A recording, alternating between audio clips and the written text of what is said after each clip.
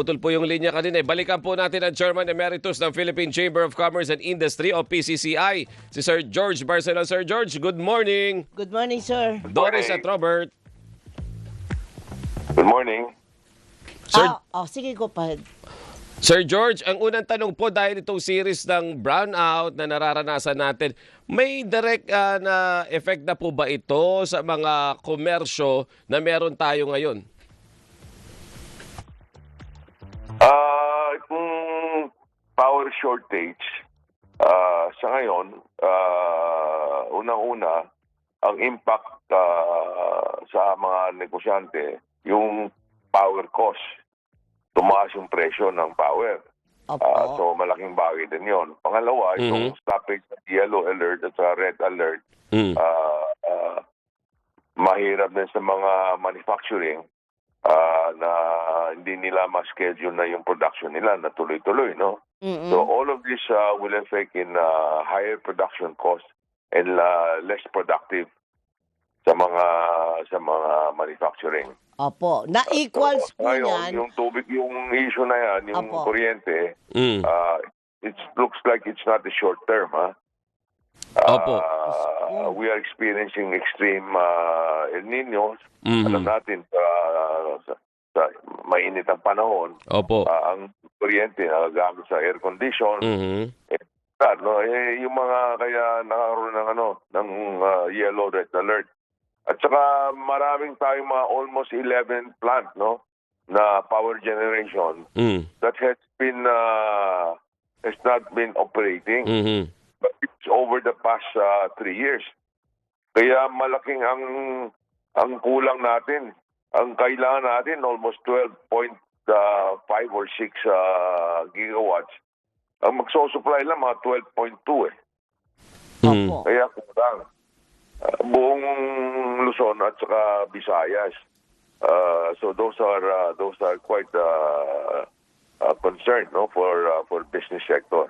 Opo, opo. So, ibig sabihin lang din yan, partner, Sir George, ang bottom line, ang tatamaan na naman talaga, ang consumer. Tataas na naman ang lahat ng presyo. Oo nga. No, tataas. Tataas ang mga presyo. Pero ngayon, nakita natin the demand has tapered eh. The Okay. demand has tapered. Kasi unang-una, mahal ang bilihin eh. Opo. Kanina na yung isang in-interview nyo, yung babae, sabi na tungkol sa mga pagkain, at Oo. saka lalo na sa mainit ang panahon, mabilis mabulok yung So all of this is compounding. No? Kaya nagtitipid ngayon ng consumer because they have to save money for a rainy day. Oo. And malapit na rin ang magsimula ng pasukan sa eskwela, Opo. mga matrikula. I think these are all in the mind of any family, and they are budgeting na. Kaya we expect sa retail talagang itong for the rest of the year talagang bababa yung May downtrend. yung retail. Opo. Sir George, pero itong series po ng brownout na nararanasan natin at sabi nyo nga, wala pa tayo dun sa El Nino phase na sinasabi ng Pag-asa, mas mainit yun, partner, Ay, oo, di ba? oo. Kung as early as now, ganito po yung situation natin at pinangangabahan nyo pa na baka magtuloy-tuloy because of the El Nino, may direct effect ba sa production aspect itong kawalan ng kuryente? Napupurnada ba yung pag-produce ninyo ng mga Ayan. produkto ng mga company because nawawalan ng kuryente? Oo, meron. Sa umpisa, Tolerable. yung mga kumpanya, manufacturing, karamihan, katulad yung planta ko, meron akong generator. Opo. Okay? Yung generator, kailangan mo ng crudo. Mataas ang crudo ngayon. Totoo po. Diesel is so expensive. Tataas yun. Yung production cost will be carried by the consumer. It will be passed on.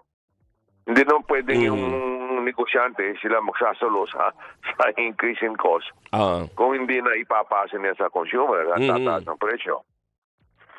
So it definitely there will be some effect. Usually, sometimes, in the form of the quantity. Katulad yung mga pandesal natin, yung mga pandesal, palit ng palit. Di Oo ba? nga po, oo nga po. Because they want to maintain the price, but since all the cost input has gone up, they have to reduce the quantity. Oo. And that is a concern na wala tayong magawa. Talagang kinapos tayo ng kuryente. Okay, so aabangan natin. Sana wag lumala. Wag naman. Kasi malaki nung Oo, effect. sana nga. Correct. Sana nga. Importante, at saka importante yung makakuha tayo ng, ng mga crudo, no? At least naman, we are looking for some new sources. Apo. I hope that we are able to navigate, no? Yung mga bansa na meron, I hope they are willing to more generous to give us allocations on the fuel, on oil. Para bumaba Oo din nga, kahit oo. papano. Ay, At nako. saka, Opo. itong presyo ng oil, sa tingin ko hindi for the rest of the year walang pag-asa na bumaba.